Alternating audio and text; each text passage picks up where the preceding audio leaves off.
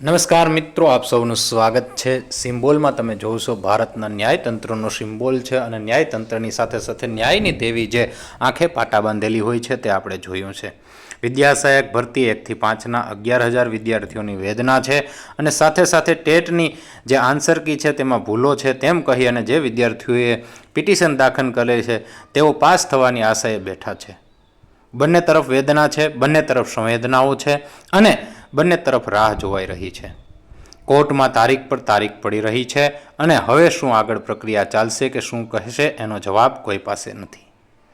આજે કોર્ટમાં 13/7/2026ના રોજ સુનાવણી હતી અને ફરીથી કોર્ટમાં 20/7/2026ની તારીખ પડી છે। હવે આગળ શું પ્રક્રિયા થાય છે અને શું નિર્ણય લેવાય છે તો સમય જ બતાવશે। આજે કોર્ટના જે જજ હતા તેમની વિગત જણાવી દઉં। નિરલ મહેતા સાહેબ જજ હતા અને તેમના દરબારમાં આ કોર્ટની આજે સુનાવણી થવાની હતી। બધાને આશા હતી કે કંઈક નિર્ણય આવશે, પણ આશા ઠગારી નીવડી। અમે પણ અંદાજ બાંધ્યો તો અમારો અંદાજ પણ ખોટો નીકળ્યો, એ બદલ અમે માફી ચાહીએ છીએ। પણ નજીકમાં ફરીથી તારીખ આપી છે, હવે ફરીથી પાછી આશા રાખીએ કે કંઈક ઉકેલ આવશે।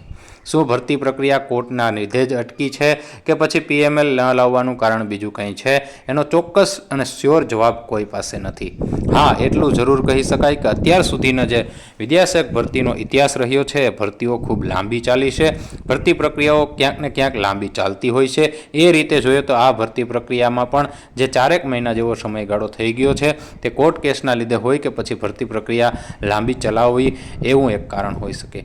શું કારણ છે? અત્યાર સુધી એક મુદ્દો હતો કે PTCના બીજા વર્ષનું જે રિઝલ્ટ નહોતું આવ્યું તે કારણ તો સચોટ હતું અને તે કારણમાં આપણે બધા સહમત પણ છીએ।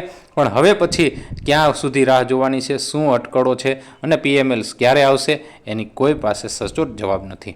આશા એટલી રાખીએ કે 20/7/2026ના રોજ નવી તારીખ ન આવે અને કંઈક કોર્ટ છે એ સમય આપી ટેબલ ઉપર કેસ લઈ અને કંઈક એનો ઉકેલ આવે, બંને તરફથી સરખી જે વકીલો છે દ્વારા દલીલ કરવામાં આવે અને કોર્ટ આખરી નિર્ણય પર પહોંચે તો જલ્દી બધાને રાહતનો શ્વાસ મળે। ભરતી પ્રક્રિયાને ઝડપથી આગળ વધારવામાં આવે અથવા તો એટલી વિનંતી છે કે DPE ગુજરાતની જે લિંક છે તેની ઉપર જે ઓફિશિયલ જે ભરતીની વેબસાઇટ છે તેમાં કંઈક સમાચાર મૂકવામાં આવે કે જેથી વિદ્યાર્થીઓને રાહતનો શ્વાસ રહે। બાકી તો અત્યારે બધા જ મૂંઝવણમાં છે અને કોઈ પાસે સચોટ જવાબ નથી। અમે સચોટ માહિતી મેળવવાનો સતત પ્રયાસ કરતા રહેશું। જ્યારે પણ માહિતી સચોટ મળશે ત્યારે સીધી વાત અને સચોટ માહિતી સાથે આપની સમક્ષ આવતા રહેશું। હાલ પૂરતું એટલું જ। અસ્તુ, જય હિન્દ, આભાર।